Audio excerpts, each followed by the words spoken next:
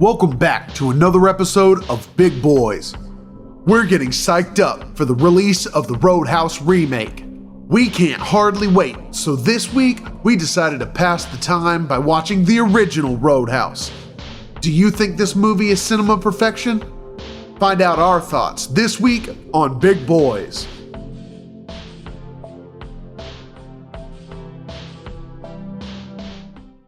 Prepare to be mesmerized and or mortified. Well, what's happening there? Old Sorrel's here had himself a nap. You son of a... Yeah, clever. Kind of soft and only like in one ear. If I had a nickel for every time I heard that. Look at those boys, ain't they? Big Boys with Brian Hickey and John the Great.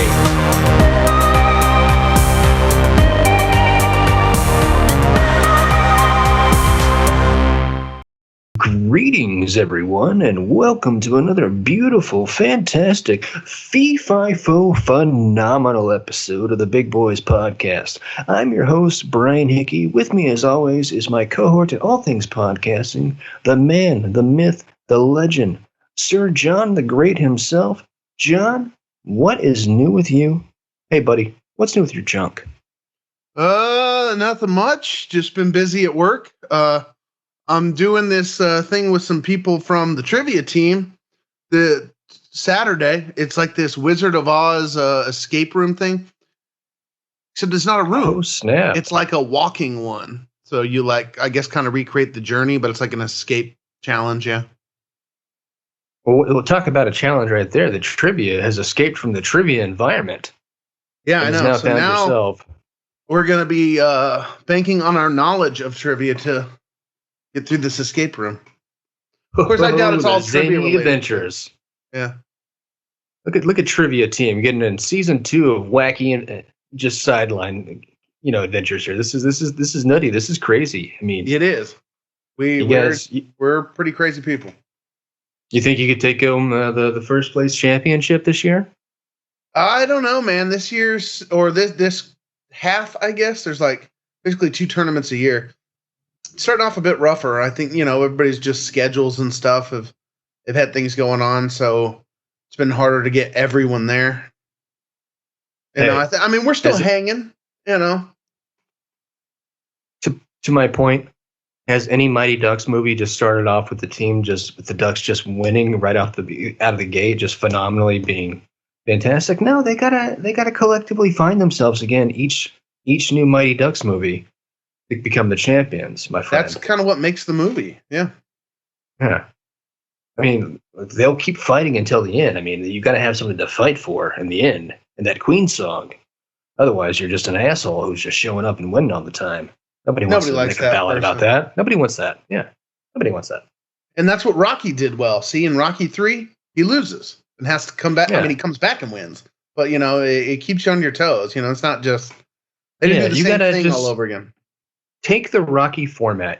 I'm giving this advice to you and your entire trivia team. You guys just got to keep the wave balancing between getting smart, having the stupid punch back into you, getting smart, having the stupid punch right back into you, and make sure we keep the eye of the tiger. Exactly. Always having the mentality of the champion. Which, by the way, Johnny boy, you told me, I don't know if we mentioned it on the old potty pod, but you got back in the gym, huh? Yeah, I've been trying to go. I did pretty good last week. Done pretty piss poor this week, but it's a journey. And when I say gym, I mean martial arts. No, I'm trying to work towards that. I'm going to a conventional gym for the moment, trying to get swole, as they say. Yeah. I see. I'm not necessarily trying to get swole, not that I would turn it down, but I am trying to, while we're talking about Rocky, I'm trying to get that like Rocky 3 physique. You know what I'm saying? I see. I'm on a journey. That's ambitious. That is the Mount Everest of all that's physiques. A little extreme, especially considering what he had to do to achieve that. But you know what they say, that's intense. The moon, and even if you miss, you'll land among the stars. Exactly, and all stars are dead. which is where you're going with that analogy. But like for me, the ultimate '80s action film body that I want to maintain and get back to, that I feel like once I achieved it, I just was like not, I didn't have the baby oil on my body to accentuate those things. But I think once upon a time in my mid to 20s to like 31, 32, I think I at times had achieved a Swayze Roadhouse, warrior body. And that's my fitness goals, is to get back to Roadhouse fit. Not necessarily the new Jake Gyllenhaal Roadhouse fit, because that guy, he's once again, he's back to UFC training, where that's, where he's just ridiculously shredded. Yeah, he is taking on the Rocky III approach, and just. I was thinking that while watching the movie too. I was like, if I could get the Swayze physique. Yeah. Yeah. Yeah, man. I mean, because he's not like a big guy. He's just wearing well-fitted shirts and tan as hell and has waved hair. Like, and Swayze, like, even like what I love about like watching him in this movie is like, it's first of all, this movie is just perfect in every way. It's ridiculous, but it's ridiculously perfect, which is like the new. I'm actually very much looking forward. Remaking it is ambitious. Yeah. It's ambitious. Yeah, I'm looking forward to the remake for us breaking that down next week. But like, it's going to be different. Like, I've never seen the original Gone in 60 Seconds, but I love the one with Nick Cage. But I guarantee whatever the original one is, it ain't the same story as the one with Nick Cage. Even if it follows the same beats and it has the same character names, it's not going to be a Nick Cage performance. You know what I mean? Yeah, I mean, it's probably the same in that. I love Jake Gyllenhaal. He's a great actor, but he's not going to be Swayze in Roadhouse. That's just where all the stars aligned. I think that's what they're going to have to do, though. Like, they're going to have to be a little different, because if you try to remake it, you're just not going to be able to. So they're going to have to try to do something different. Which I appreciate. Easier said than done. Yeah. But yeah. I mean, they basically got it. It sounds like it's the setting of Grand Theft Auto 6. It's in the Florida Keys, and the new one here. Yeah. Which I thought the one that in 1989 that we were watching, I thought that was in Texas, but he said it was in Kansas. I just rewatched it again and fell asleep today when I got home. But what's his name? The owner of the Double Deuce says that the Double Deuce is located in Kansas City, so that's either Missouri or they're in Missouri. Kansas. Yeah, I think they are in Missouri. You see that on the license plate. I thought it was Texas for some. Yeah, I guess stereotypical South is stereotypical South, no matter where you want to put it. Because also towards the beginning, when he first gets to town and is checking out the Double Deuce, you see the sign "Welcome to Jasper," and that's a town in Texas. So there we go. That's probably what I was thinking of. Yeah. And how dare you, Missouri? How dare you take the most racist town in Texas? Yeah. Make it the name for your badass fucking action flick. Yeah. Actually, you know what? I retract that statement. Good on you. Kudos. That's if there's any way to if there's any other way to reclaim the town of Jasper. Yeah. Other than the horrific real life events that it's known for in Texas. Yeah. Let's keep referring to this fictional one where there's monster trucks just running everything over. And, horrible stuff happens, but at least it's not racially motivated. No, it's not. Yeah, and it's if you're in this reality, it's terrifying, but also exciting. Like your life is constantly at risk. You don't have time to stop and ask, like, what the hell? Who took the time to, like, what cobbler took this pair of boots and was like, all right, you have this 6-inch blade. You want to figure out how to make retractable in here? I mostly just kind of polish and work on soles, guy. Yeah, mostly just do like heel repair. But yeah. Well, where's this guy in this bar and like it kind of looks like it's in the sticks or whatever. Is getting like this 007 crafting for going into a literal roadhouse. You know how it is in the sound. Yeah, here you are. There's always that guy that knows how nobody knows how he figured out how to do whatever he does. But I can't help but think about like there's like a white trash queue like giving this guy like his attire for going to face off with Dalton. He's like, all right, here y'all. 007, we have ourselves a blue jean T-shirt with the pearl snaps. Yeah. Yes, the pearl snaps make it easy for your shirt to be ripped off. yeah. But inside is a monofilament line that can hold 300 pounds. Yeah. Yes. With these divisive pearl snaps, you'll be able to rip your shirt off in no time. Therefore, you'll be in fighting fairs, just ready to go. And knife in your boot. Dalton, here from the local junkyard, you're buying a 68 El Camino. But behind the headlights, Stinger missiles. Yeah. Yeah. And I'm doing a terrible British accent, but when I'm saying the words, I'm picturing the white trash character with the pubes on his face from The Simpsons saying all this. Oh, Cletus? Oh, is that who it is? Yeah. Yeah. Just saying, let's get on that, man. Let's make that character a stable. Before we get too far into that, actually, I think now's a good time for us to hear from a sponsor of ours here. Speaking of knife in your boots, we have here a new ad read here. This is Buddy Blade's Blade Buddy Boots. And, okay. He had this catchy name. He had a guy, this guy wasn't really as organized as our last ad reads, so it's he's got some things he wants me to read, but then it's just kind of like I gotta, we'll make a little discussion out of it, and that'll be the ad because they're writer don't have as much time for this one. Anyway, here we are. Buddy Blade's Blade Buddy Boots. Has this scenario ever occurred to you? Oh no! We made it all the way to the club, and I just realized I forgot my double-ended switchblade and poison-tipped spears. How will I impress the defeated women roaming the bar or strike fear in the hearts of belligerent men suppressing their emotions? Well, fear not, brother. Your new Blade Buddy boots have got ye covered. That's right. Strap on them boots, buddy. Hi. My name's Buddy Blade, and I've got the only holster for your heel ready to pack steel. And then, this was a visual thing. He would clearly kick up his foot and then just reveal the blade. Knife comes out. Yeah, then you get to cut to like a QVC kind of product line of just like this guy going around in a circle as his boot, sits on the round table thing. Yeah. You like on display where it's just Yeah, there we go. Yes, yeah. Yes, and Johnny.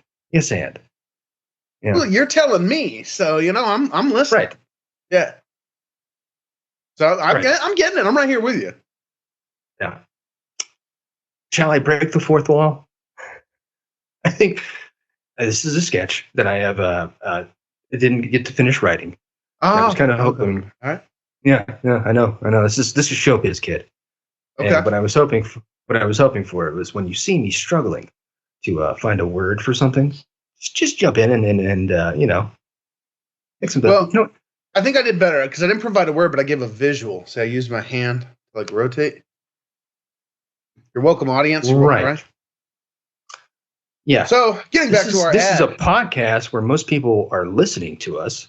And it's not that the visuals was the thing I was struggling with, especially if you're doing a visual diagram for me. It's not like clearly I'm struggling to find the word. So I don't know what, putting your hand out here and saying nothing for people that are just listening, how that helps. I spoke at the same time. What I'm trying to say. Yeah, sure. But you didn't gesture with words to what your hand was doing. So I don't necessarily know that this was as pivotal and helping forward the. Anyways, that's our ad read. I was about to say, all right, everybody, we're going to cut to commercial real quick, and we'll be right back with Buddy Blades. You're not wearing one now, are you? Yeah. Anyways, if you don't wear Buddy Blades, then fuck you. If you don't wear available at available at Costco and Bass Pro Shop. Yeah. And House of Blades. Yeah. Oh my God, I forgot about House of Blades, man. Yeah. Are there more than there's got to be a couple of them, huh? That would be good. Be like available at Foot Locker and House of Blades. Yeah. Just two sketchy places. You got to ask for the product in the back. Do you have them in another size? Blade size or shoe size? Yeah. Yeah. This That would actually be a Swiss pretty Army cool feels a product. little tight. Yeah. I mean, clearly they somebody is able to construct it, whether here in Hollywood or manufacturing. I gotta wonder, like, even at the very least, there's some psycho on Etsy making these. Well, that's Right? kind of what I'm looking. I wonder if one's out there. Here's someone on Reddit. Are Surely, spring-loaded shoe knives actually a thing? Well, I wonder if it's not necessarily if they are a thing, or it's whether or not they are quote unquote illegal. Because I mean, switchblades are a thing, but you're technically not supposed to be able to sell them. Well, that varies state to state. For years in Texas, you could sell them, but you couldn't carry one. I think that law changed a few years ago, though, where they're perfectly legal now. Are you sure that's not ass backwards? What? That doesn't make any goddamn sense. You could sell it, but you can't carry it. How do you? What are you selling it like? It's like, what are switchblades, like fucking Bitcoin? Like how do you sell it without basically you weren't being- allowed to. They weren't illegal to own. Because I've seen them at flea markets and stuff.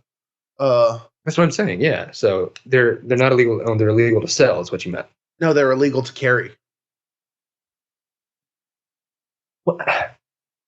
Then what defies carrying them? Like if you're transporting it to a gun show. See right here. Well, as of right now, in 2017, Texas removed the category of illegal knives from House Bill 1935, thereby making it legal to possess and carry switchblades and other types of knives. Yeah, well, I didn't know that, by the way.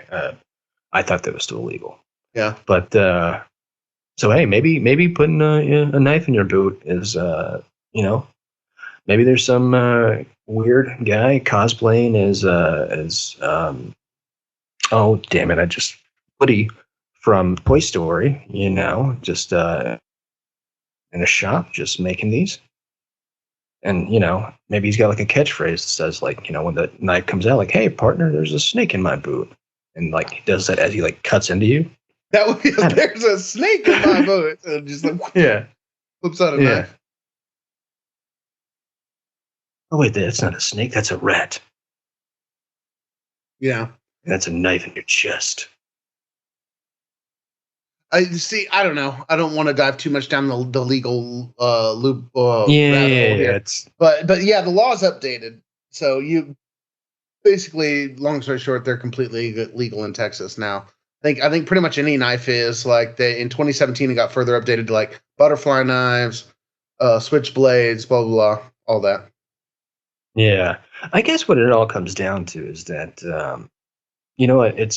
it's I think it is more dangerous, but ultimately I think what detracts people from purchasing or manufacturing a blade in their boots is that it's just fucking stupid.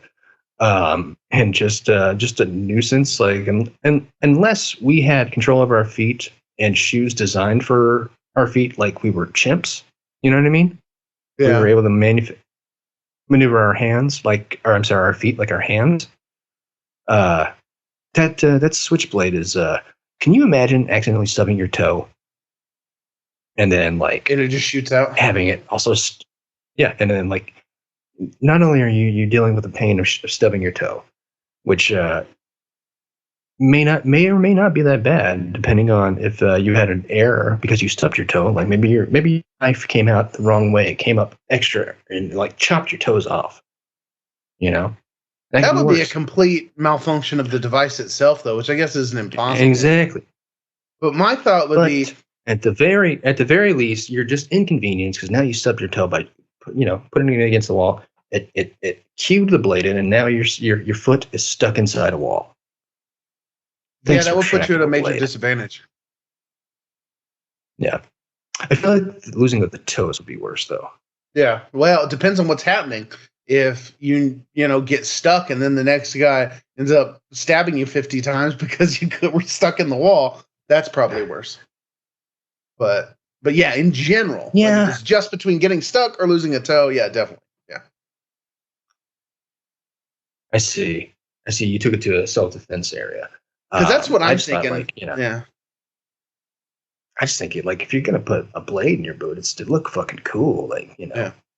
self-defense wise, it's useless. Well, it wouldn't be your go-to. If anything, it would be a last resort or like surprise weapon.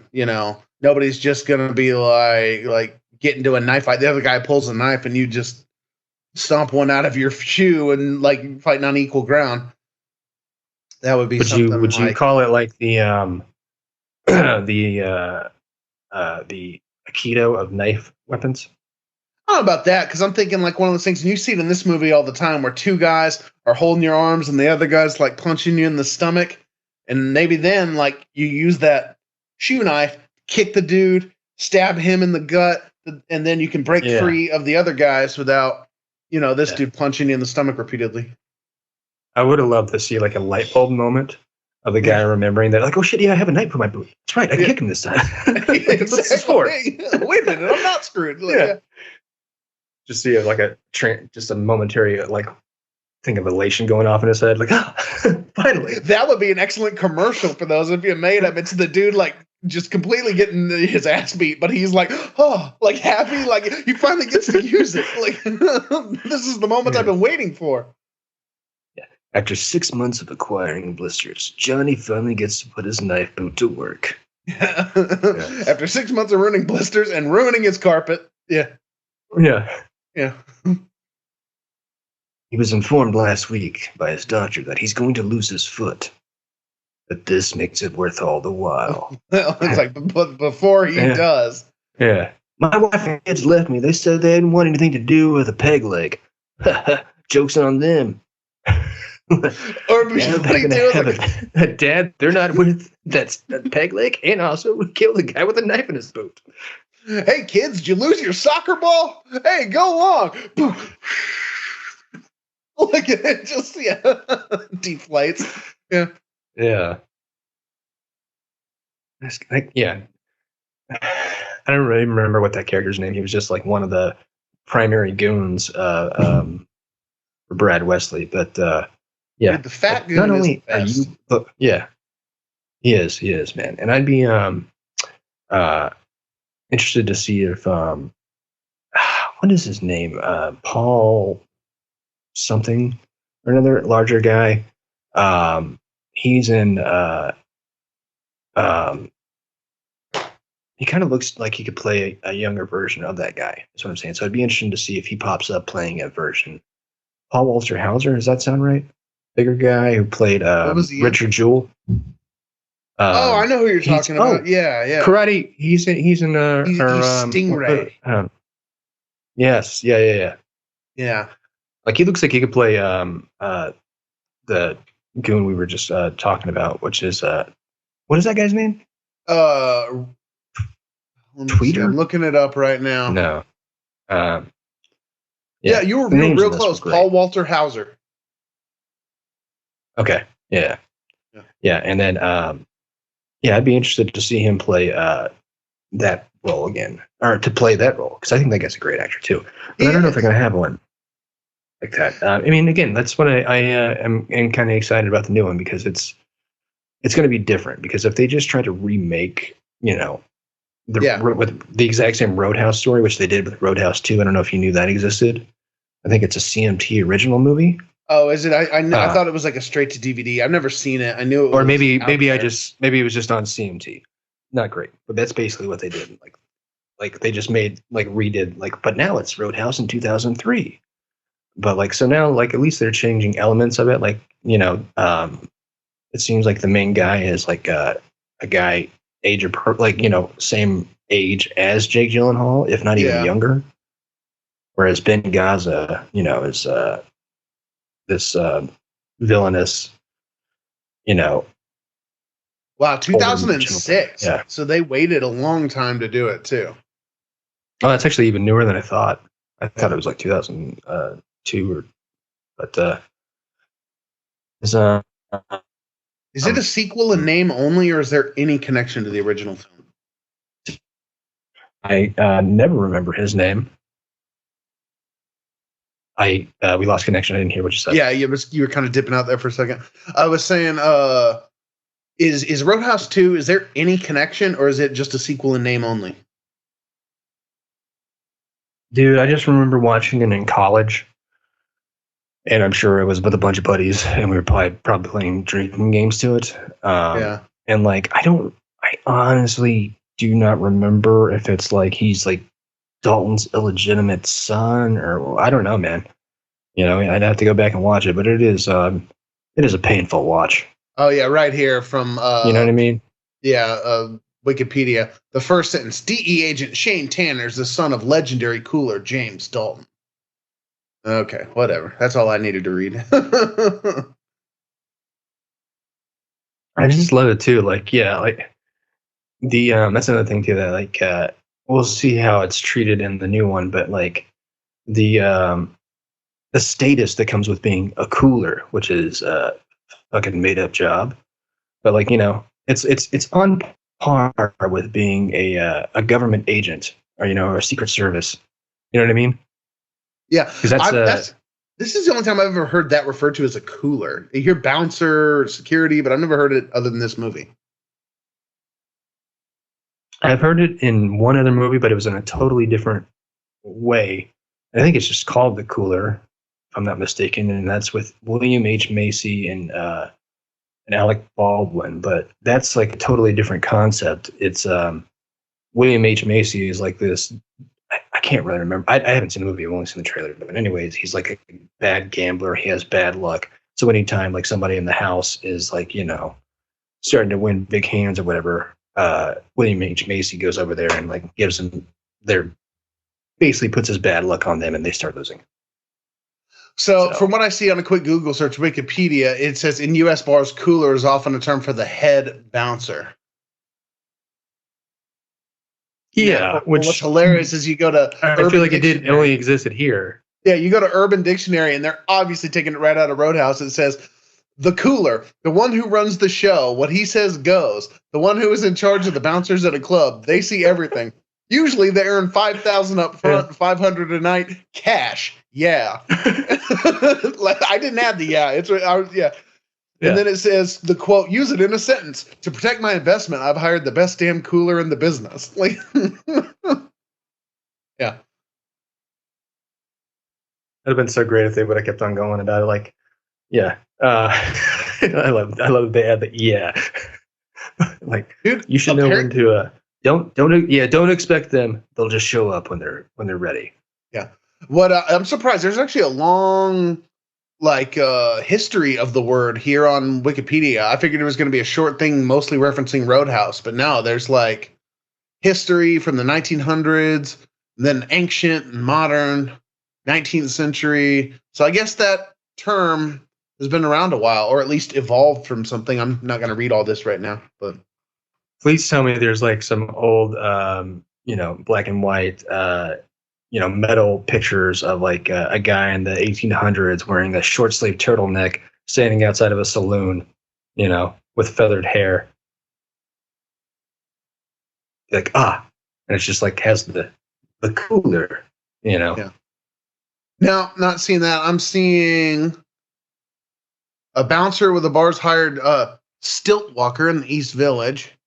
I'm seeing just security, various security on here. Here's the door supervisor from Which I'm not saying that, 1948. Yeah, I'm not saying that like this, in the real world or whatever, that like, yeah, I'm sure bouncers get action sometimes. God knows the real life cooler, man, he must see action for days. But like the comparison between like him and like, like their war stories or whatever, it's like, like when him and Sam Elliott are talking, it's just like, it's like they're talking about old cases. You know what I mean?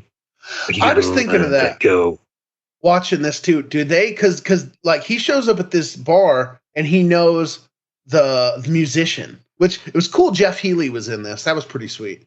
And but like, so is this kind of what he does? Does he travel around and whip bars into shape for the highest bidder? Is he like a traveling cooler? I mean, yeah.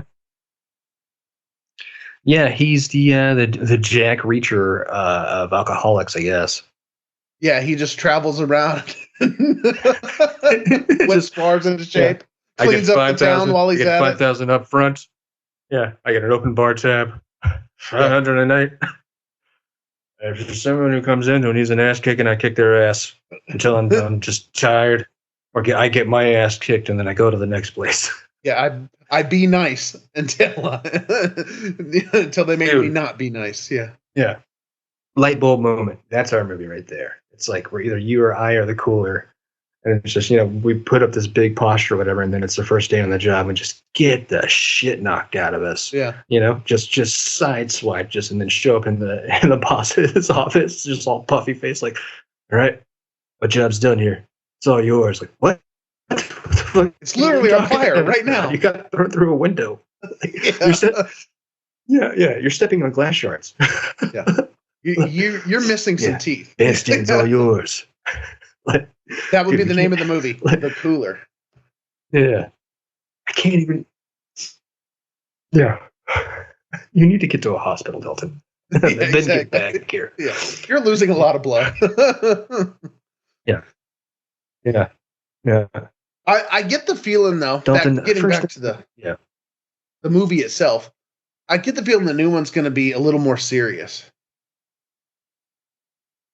Yeah, well, I mean, like, that's what I'm saying. Like, it has to, because otherwise, like, it would just make me want to throw some stuff on my screen if I see them even try to, like, touch the jokes here, because it's just, like, it's the perfect sandwich of, like, they're funny, and they're not really, like, how do I even describe, like, the type of humor I find and like, the jokes in here of, like, does a hobby horse have a wooden dick? Yeah. Well, I suppose I haven't really thought of a hobby horse and thought about hey, where's that? Where's what that does horse genitalia look like? Yeah. Well, I guess a lot of that is just like there's a 3-year-old rocking back and forth in this. A room of Hollywood writers sitting around to be like, well, these guys need to talk like tough guys, so let's think of things. These jokes, they're very much like the precursor to like they're like a first draft of jokes for like something you'd see on like the blue collar stand up tour. You know what I mean? Yeah. And I think a lot of it though too, it's kind of like some of the Dirty Harry movies in a way, where like the fact that he's wisecracking and if anybody like bows up to him, he just basically like laughs it off like with sarcastic comments, Yeah, but for the most, I mean, I haven't seen all the Dirty Harrys, but at least the one that I'm thinking of, like, at least, I guess that's the other part of the humor too, is because they don't always land. Like, when Dirty Harry, like Clint Eastwood's being sarcastic as Dirty Harry or whatever, he's got like the witty lines that land or whatever. Yeah. The other ones are just kind of like they're written to where like we're like, oh man, isn't like Dalton like such a witty, smart guy for coming back with that retort? But they're like there's basically like every character that he like slam dunks on, like they basically alley-oop them to get slam dunked on. You know what I mean? Like when he's giving informing everyone of what a cooler is and what a cooler does, and to always be nice, and then the guy who later gets fired for fornicating in the back on his break is like, well, what if somebody calls my mama a whore? Like in the real world, like yeah, I'm gonna say in the real, no one would set up like what how about you would never set it up to where you can easily be played as the victim from just an easy retort. You would always say, what if somebody calls your mother a whore? Like, what would your reaction be? You're like, this guy sounds like such a fucking idiot. I'm like, well, what if someone calls my mom a whore? What's my reaction going to be? Tell me the inner workings of my mind. Maybe, of course, every now and then we've all had those moments where it's like, yep, walked right into that one. So yeah, for sure. But like that's like every like slam, every like most of the slams that Dalton has are like are all that like low hanging fruit. Like, walked right into another Dalton slam, but yeah, just like yeah, of course you walked right into that. You didn't see the fucking sweaty, hairy nuts like right in your face that you're like, oh, I walked right into that. Who could have saw that? There's some guy somewhere like, stop making it so easy for him. These are easy. Ladies and gentlemen, we are we are back to regularly scheduled programming. Okay, what was your bit again? Oh, I was just talking about like there's somebody to the side being like, goodness, stop making it so easy for him. Like Yeah, exactly. Like, do you not hear There yourself? really should have been just like character on the side of like, why are you guys just making it easy for him to look cool? Like, Yeah, make it a challenge. exactly. Yeah, exactly. You're walking right into the. Yeah. You're practically like to put it in a metaphor, you assholes. It's like if that guy who got his throat ripped leaned in with his neck forward. like that's what you guys are doing with words. Stop it. And that guy, You're giving Missouri a bad name. Like, ever since Dalton have showed up here, everyone in this goddamn town has gotten excessively dumber. Yeah. And if for some reason every chick just immediately wants him, like that one waitress. Yeah. I guess just because he wouldn't tell her his name. Or And whatever. Brad, yeah, and Brad Wesley before Dalton got here, ingenious businessman. For Christ's sake, the man was getting JCPenney to come here. Dalton's been here for 2 weeks. Now he's got monster trucks going through the fucking auto dealerships. Do you think JCPenney's coming here for that? Are you nuts? I'm just saying. Thanks for cleaning up the town. Dalton comes Dalton. around. He's like an airborne virus. Yeah, I don't know what we'll do for jobs now, but thanks for cleaning up the town. Yeah. Dalton's like that parasite that gets in mice that like makes them like want to like fight like hawks and stuff. Yeah, that's what Dalton is for like the town of what is it, Jasper? Yeah, oof. Jasper. Yeah, I'll go back to saying the town of Roadhouse. Like every time I say Jasper, it's like, oh, let's get away from there. Zany things happen here in Jasper, Missouri. Horrific things happened in Jasper, Texas. So I don't see how this bar was making any money. Not only just because of like the guy, skimming drinks and skimming the cash register and all that, but the amount of property destruction. Now I get it's not the kind of place that you got to like keep super tidy. But like, what's this guy's table budget alone? Because how many tables get destroyed just in like the first 20 minutes of the film? And so what do they also just have a warehouse out back? Yeah. I was gonna say, like, anytime we come across like an underwritten character, it's just you gotta immediately assume that the sketchy thing that's going on here is that there's some underground businesses going on here. You know what I mean? Like this is a way for him to the owner of the Double Deuce to wash his money, give it a nice clean laundering, if you will. Maybe that's what it is, and he's doing it through destroyed glassware and tables. Because even when Dalton shows up, guy pulls the knife and he breaks the table with the dude's face. So, like, yeah, that's like an everyday situation for him. You know what I mean? Yeah. And he shows up to Dalton, and he's willing to pay that five note down and 500 a day for as long as he says. Cash. And this has been going on for God knows how long. And the man said he recently came into some money. Where from? Colombia? Snorting a little deuce of the Colombian bam. What is the guy's name who owns the Double Deuce? I don't know. He kind of looks like Wesley, but like taller. Yeah, but that's Benghazi. We can't mistake Benghazi for anybody. Benghazi's a great actor. I think he's passed since, and I assume this other guy has as well. But man, Benghazi's great in this movie. Do you want the actor's name? No, the character, because I'm going to forget it. Is that Jimmy? Jimmy is either the car dealer or the auto parts guy. The uncle to Swayze's love interest, who is named Kelly something. Oh, there he is. I was overseeing him. I wasn't seeing him correctly. Tillman. Yeah. Yes, that's right. Yeah. Tillman's doing some shit, I think. And I think what it was is, you know what?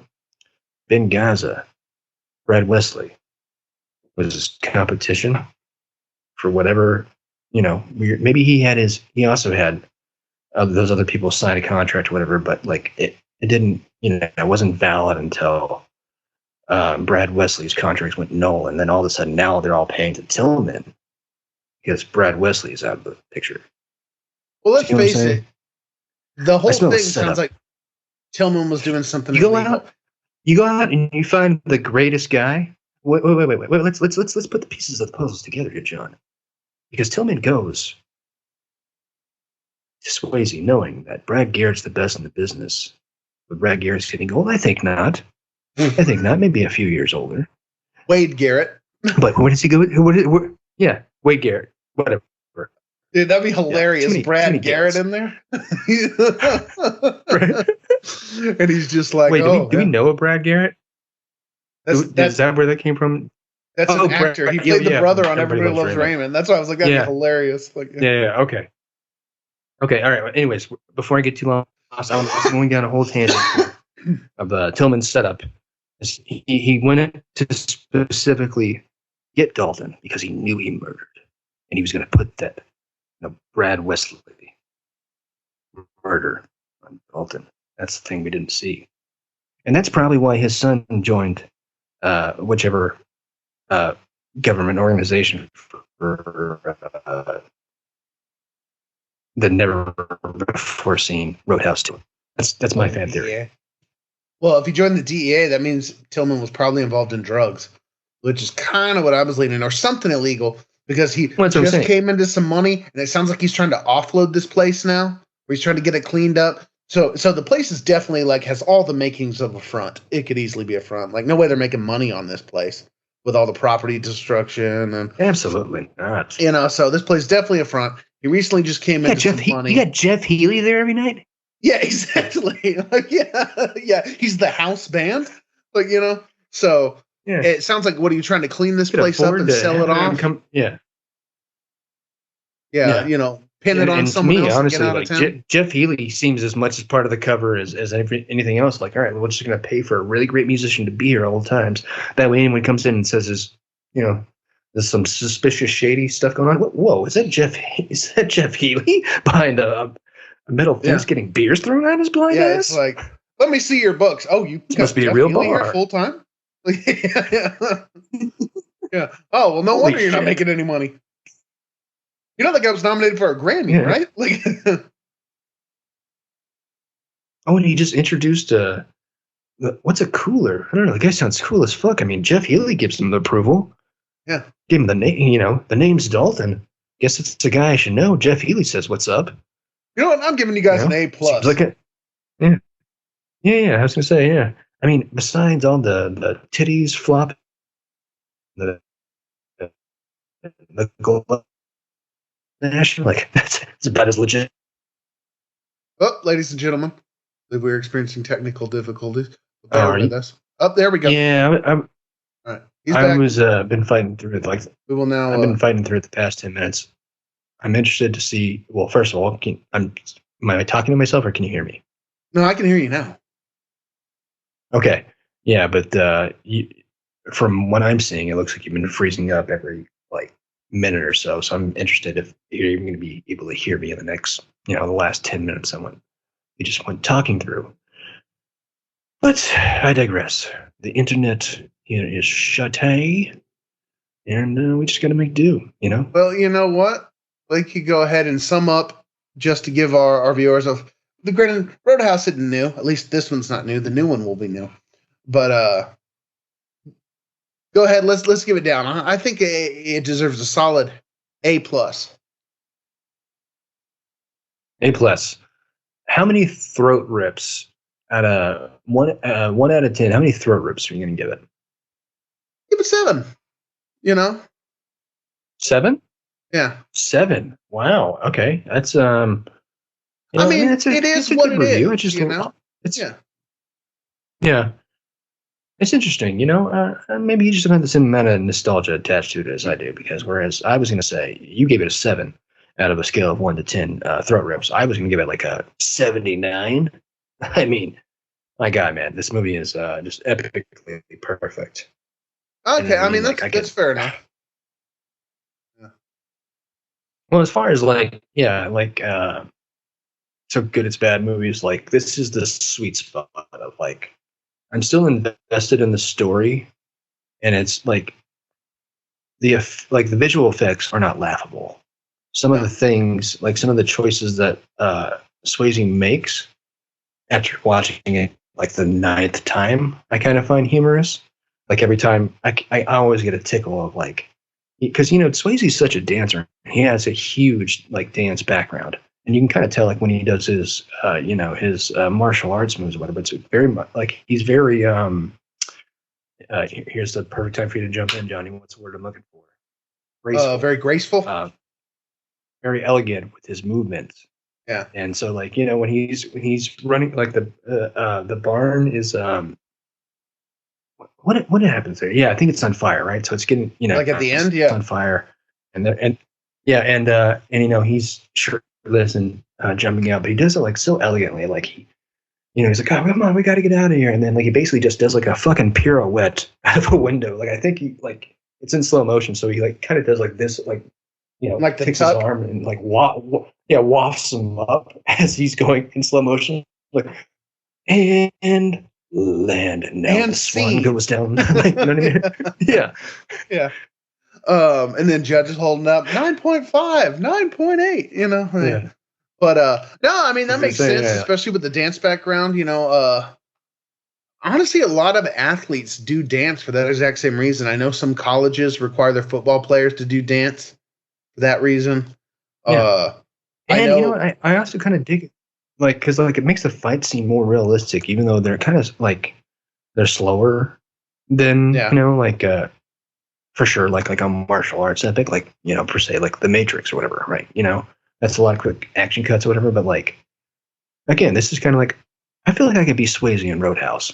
I just need like him. I just need everyone else to turn dumber around me as soon as I arrive, and then I'm Yeah. a bad.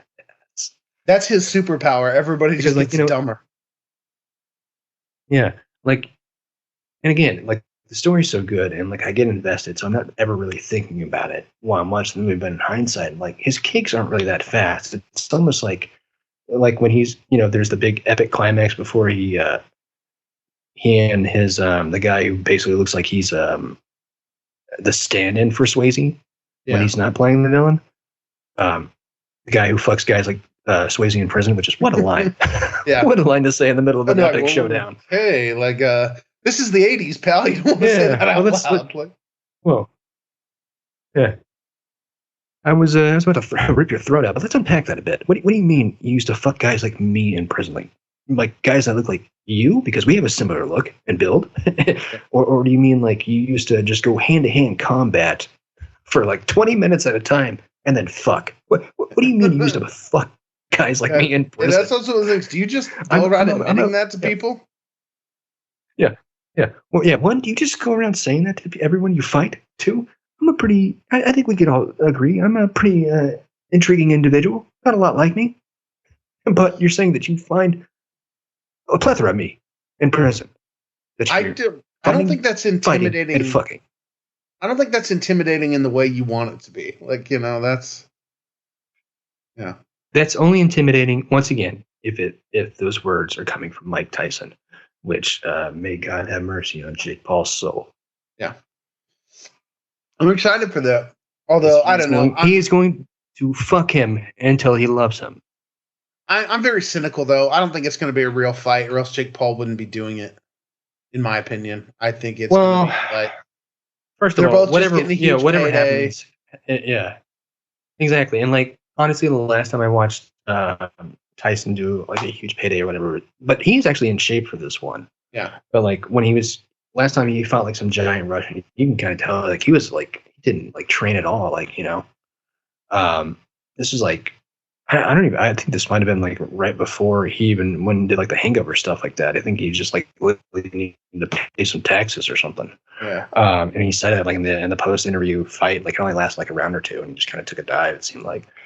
But my point being is like, whatever the outcome is, even if Jake Paul wins, like he's not beating Tyson in his heyday, Well, it's win-win Okay. for Tyson.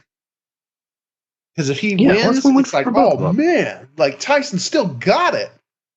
But if he loses, like nobody's going to be impressed because everybody's going to be like, all right, he's up in his 50s. How long's it been since he's boxed He's pushing professionally? 60. Yeah, that's what I was saying. And it's like nobody's going to be impressed if Jake Paul wins. So like, and it's not going to tarnish Mike Tyson's reputation one little bit. So it's like really win-win for him. He gets congrats, a payday. Jake. Yeah. You beat up a senior citizen that everyone loves. Like, wow, way to go, buddy. Any other early birds specials you want to attend and just beat the I think I got my grandpa coming to town. You want to just knock his teeth out? Yeah. Hey, is Joe Frazier still the alive? Greatest of all time? Yeah, you want to fight him too? Yeah. Now Tyson had an exhibition. It was his first fight in years. It was a year or two ago. I don't remember who he was. I think it was like Roy Jones Jr. Both of them were retired, so at least it was like kind of fair. But, oh, really? How did I not hear about that? I would have actually enjoyed watching that. It might have been a draw. So, I mean, I guess it's an exhibition, so it doesn't really matter with the weight class as much. But I was going to say, like, well, no, because Roy Jones was a light heavyweight. It was in 2020. And, man, we're getting real sidetracked here, but fuck it. Was Tyson was a heavyweight champion. Yeah, he was a heavyweight. Light heavyweight, right? Yeah, I don't remember all these sub weight classes until like the last like 10, 15 years. I used to always just hear like heavyweight, middleweight, lightweight, and now we've got all these like individual, which I guess, pair people with more equal opponents, all that, but yeah, I was going to say, I mean, 20 pounds makes a difference for sure, man. Yeah. Especially once you get past the light heavyweight, because then anything after light heavyweight is just heavyweights. So you could literally, I mean, you could be Brock Lesnar, as a heavyweight, contender versus, I don't know what it's interesting. I don't know. There's a minimal weight you need to be in the heavyweight division, or if it's like if you weigh enough for the light heavyweight, you can also be in the heavyweight. I'm not sure. I'm not sure how that all works. I haven't really kept up with boxing in forever. But we got real sidetracked there. Why the hell were we talking about Mike Tyson? We were talking about fighting in the movie. Somehow it led to. The guy who does that to people in prison, and and then that led to because Tyson. So it was more jarring and and laughable. The only time it would ever have been anything other than that is if that was Mike Tyson saying that. That's what we were getting at. Yeah. That's what I was saying. I don't think that line has the effect that they intended. No. But he delivered it well. He did, you know what I mean? Yeah. Like there's some wild lines where as long as you deliver it with sincerity and just keep moving on, you just kind of want to be like, whoa, hold on, what was that? You fuck guys in the ass? Yeah, come on, ha ha ha. And you're next. Yeah, that's right. Well, you sure know he's so good.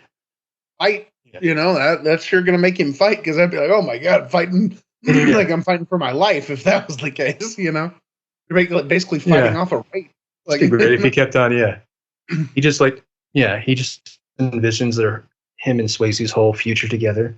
As he continues to try to karate kick him to death. That would be hilarious. Fuck guys like you in prison. It took a while for me to come around to it, but Damien was a really lovely man.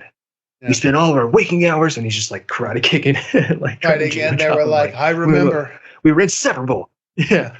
It was a lovely autumn. Dude, do one of these movies, but in the style of relationships take work. Thank God we were able to listen to some Brene Brown audio tapes. Yeah. Do one of these movies, but in the style of Police Squad, the parody, where he says that, and then it's immediately he jumping to his imagination, and he's imagining running down the beach, and they're rolling through the sand and laughing, having a picnic. Yeah. And then it's like he's like, yeah. imagine it, and then Swayze just punches him. Like, Or you just gonna have a complete 180 reaction and move on like nothing happened. Just like, I used to fuck guys like you in prison, and then Swayze's just like, oh, stop it, and then they get right back to fighting. Yeah, but honestly, this movie is exactly like what I've talked about in other podcasts. Like, it's just cool, you know. Like, we could sit here and talk about this, shit. that. Yeah, it's just cool. Like I think to some degree, every guy is like, all right, yeah, Roadhouse. Like, yeah, if it's on, you're definitely not turning it off. You know what I mean? Yeah. And I'm that's kind of what I'm hoping they capture in the new one. Like, I just want it to be cool. Like, you know, good fighting. Yeah. You know, good characters. And there better be some boat crashes if you're going to be on the Florida Keys. Oh, yeah. Yeah. Glad you brought that up. That's a very good point. It's just a given. I wonder if we'll get a huge monster truck again. Yeah, I think we should. This is just another one of those movies that's a perfect example of like the excess of the 80s. Like, it's just everything, the monster truck and all the fighting and like. Is it so wrong to want that, John? You know, like, not at all. We watch these movies, which is like, yeah, as I say, most of the stuff we cover is from the 80s, or at least has like a vibe of 80s hangover, you know? Yeah. Of the excess, whatever. Like, gosh darn it, just cover me in excess. Just, you know, like, shower me in it, for God's sakes. Wish we could get What's back a fella to got to that. do to get some excess? Yeah. But anyways, I am very much looking forward to see if and how many throats get ripped next week. Yeah, which is going to be a turnaround for us, man. Because like, yeah, the day that this drops next week is the day the new Roadhouse drops. So basically, I'll be turning around, editing this Wednesday night, sending it out, and then immediately watching. And then probably the next day or the day after that, we got to record it and give it all over, amigo. I really hope that the throat rip elements in the new one, or at least something, he's got some sort of move that killed a man that he swore to never use again, but this time he has to, you know? Yeah. Which would be great if it was like, no, like I'm an ex-UFC fighter, like the one of the original UFC fighters. Like they wrote in the rule like you can't rip people's throats. Yeah, yeah, like he was in like UFC 1 or 2 when there were like almost no rules. Yeah.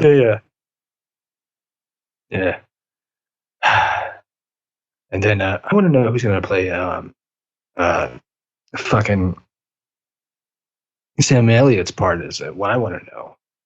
You know? Oh, who's going to be like his older friend like, slash he's gonna mentor? He's going to be having that conversation with him at. Yeah, he's going to have that conversation with him at Waffle House, telling Jake Gyllenhaal, like, "Listen, man, Hey, you didn't know that guy hadn't eaten that. Yeah, you didn't know that guy hadn't eaten all day. Starved to death after you ripped his throat out." Yeah. Oh, the new one's got Conor McGregor in it. That's cool. That's your fault. Yeah, homie. You haven't watched the trailer 7 times? I have, but I kind of forgot he was in it. Yeah. So no one that I'm seeing named Wade on the cast, but I'm sure they're gonna have a version. For sure. Well, because it's like I don't even think he has this Jake Gyllenhaal's character is something Dalton like, and I think Dalton's in or Patrick Swayze's Dalton. In the original Roadhouse, is Dalton is his first name, and I think in this Roadhouse, Dalton is his last name. Ooh, I think Dalton's is also his last name in the original, if I'm not mistaken. Is it? I don't know. I'm gonna check. Hey, bud, we're reaching the hour mark, and okay, we'll check it real quick, and then let's find that out, and then let's wrap it up because we're freezing so much. I'm bored. Yep. That's his name in the original, in the remake, or the original. The original. Yeah. What about the remake? Does it say that it's also his name in the Roadhouse 2024? Doesn't have a plot. A plot yet. It just says it's just got a premise and just lists his character as Dalton. So we'll find out. Yeah, we'll find out. Tune in next week to find out if Dalton is the same named Dalton from 1989 to 2024. Is Dalton his first or last name? Find out. Yeah, are we getting a Roadhouse universe? Is Roadhouse 2 even going to be mentioned? You know? Find out. We're going to find out together. That would be cool, but it might be Until then, hokey. love you. Until then.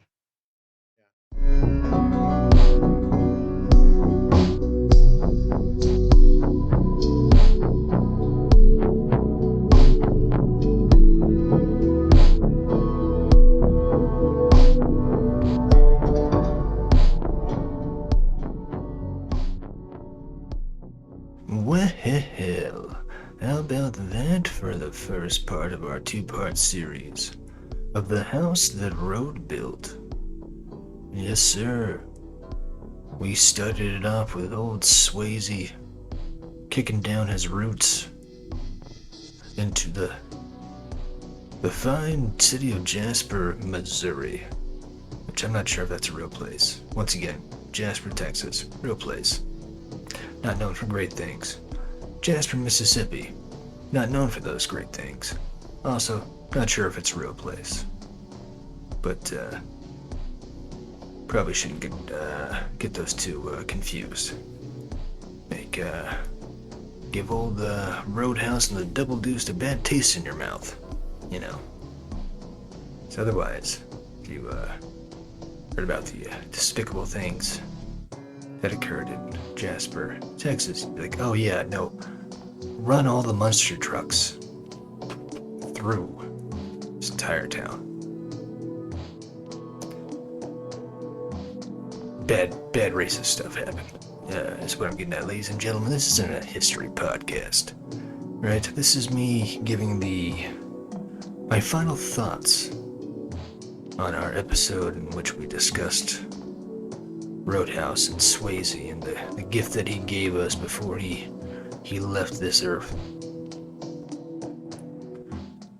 You got this, and then you got the stepping stone that led to the next Roadhouse that he did with Jake Gyllenhaal, Donnie Darko.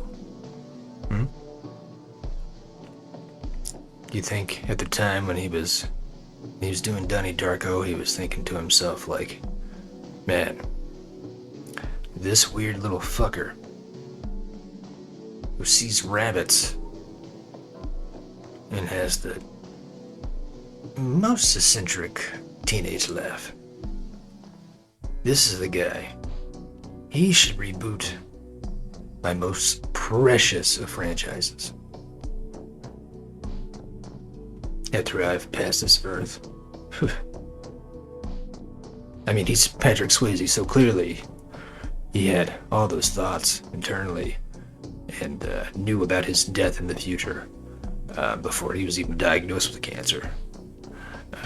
It's the way this sways, as everyone knows. So no doubt, he also saw that they would be remaking this Roadhouse with Jake Gyllenhaal coming up that we're gonna watch and chat our chits about next week. So look forward to that. And in the meantime, keep a knife in your boot. And in closing, as always, I'd like to say, como se llama hermana? Lo siento, palapinto. Good night, all my North Texans. And sweet dreams, all my fellow Angelinos. And to everyone in between, hey, how many times do I have to ask? I think you know what I mean. Have a great day, a great afternoon, a great evening, a fantastic night, and a fantastic life. This has been another episode of the Big Boys Podcast.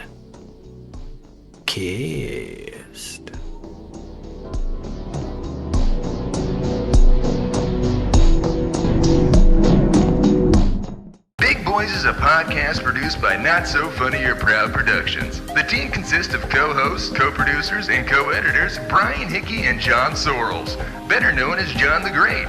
For more information about the duo or this show, please visit us at bigboyspodspot.com. Or feel free to take a gander at our production page, notsofunnyorproud.com. Look us up on social media and follow us at Big Boys Podspot. New episodes drop every Thursday on every popular podcast hosting platform known to man.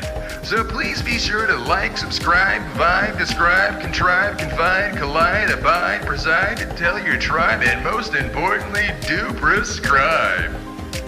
Me an elixir for talking out the side of my neck.